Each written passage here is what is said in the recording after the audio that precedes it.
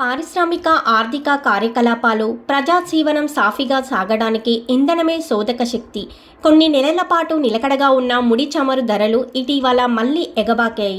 దాంతో చమురును దిగుమతి చేసుకునే దేశాలలో కలవరం మొదలైంది. సౌదీ అరేబియాలో ఈ ఏడాది డిసెంబర్ వరకు తమ చమురు ఉత్పత్తిని రోజుకు 13 లక్షల పీపాల చొప్పున తగ్గించాలని గత జులైలో నిశ్చయించాయి.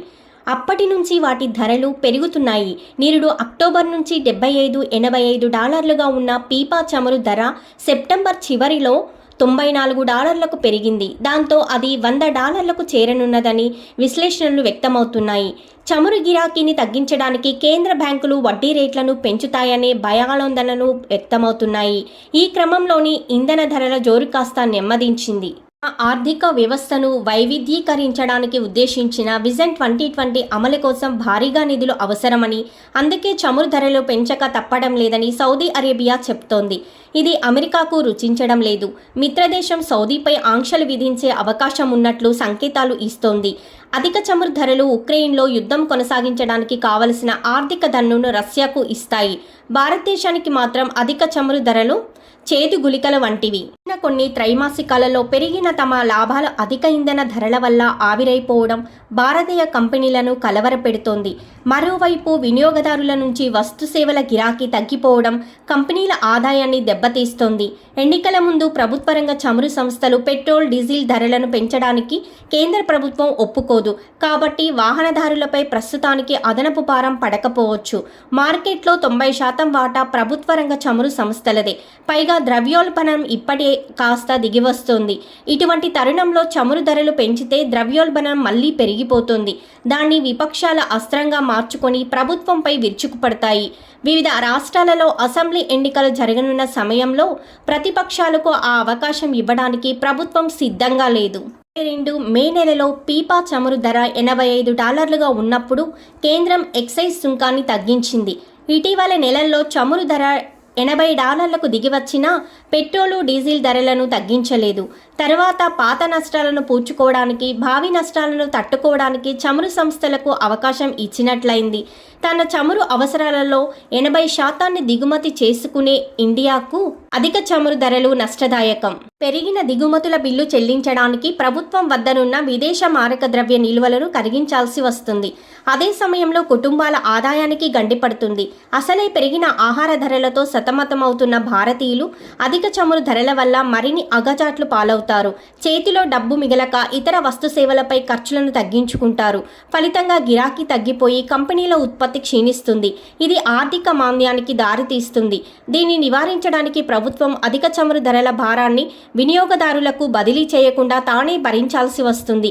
గతంలో పీపా చమురు ధర $60 లోపునకు దిగివచ్చినప్పుడు ఆదాయం మొత్తంలో కొద్ది భాగాన్ని మాత్రమే ప్రభుత్వం వినియోగదారులకు పంచింది. కాబట్టి ఇప్పుడు అధిక ధరలలో వస్తున్న నష్టాన్ని ప్రభుత్వమే భరించాలి.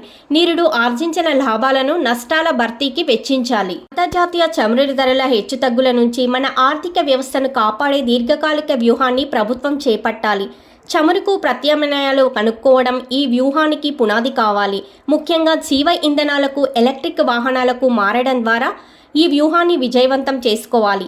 దేశంలో విక్రయమవుతున్న మొత్తం డీజిల్లో 70% రవాణా రంగమే వినియోగిస్తోంది. ఈ రంగంలో పెద్ద ఎత్తున ఎలక్ట్రిక్ బస్సులు, ట్రక్కులను ప్రవేశపెట్టాల్సిన అవసరం ఉంది.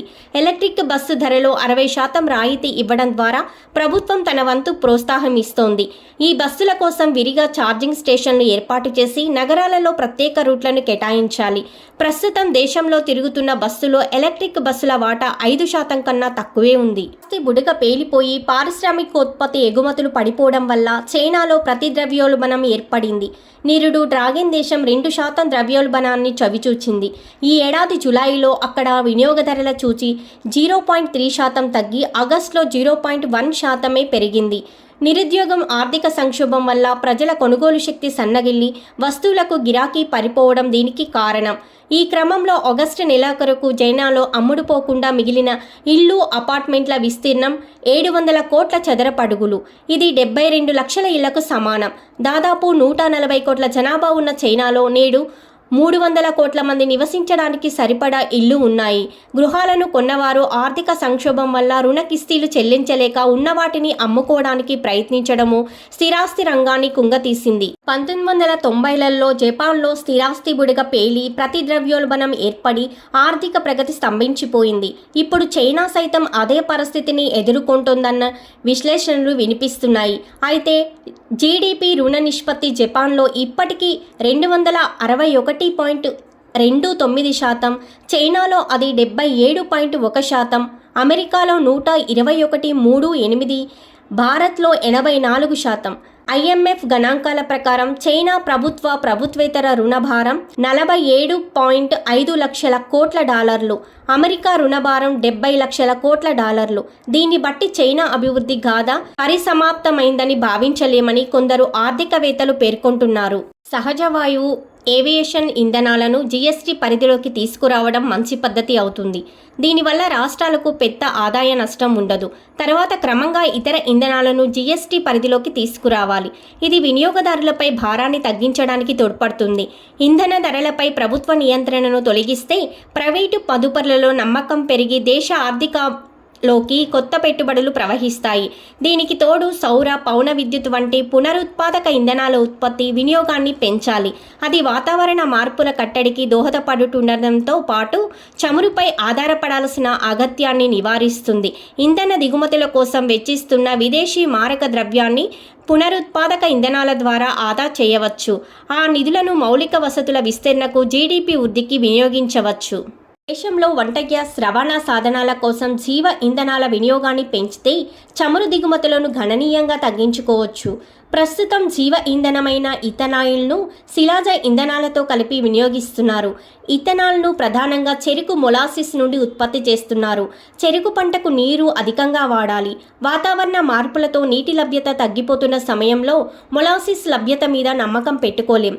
దీనికన్నా బొగ్గు నుంచి తీసే మెథనాయిల్ను పెట్రోలు, డీజిల్తో కలిపి వినియోగించడం మేలైన ప్రత్యామ్నాయం.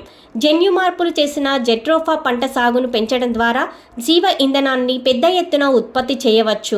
ఈ ప్రత్యామ్నాయ జీవ ఇంధనాల చమురు దిగుమతులను 20% తగ్గించినా ఏటా $2,000 కోట్ల విదేశీ మారక ద్రవ్యం ఆదా అవుతుంది.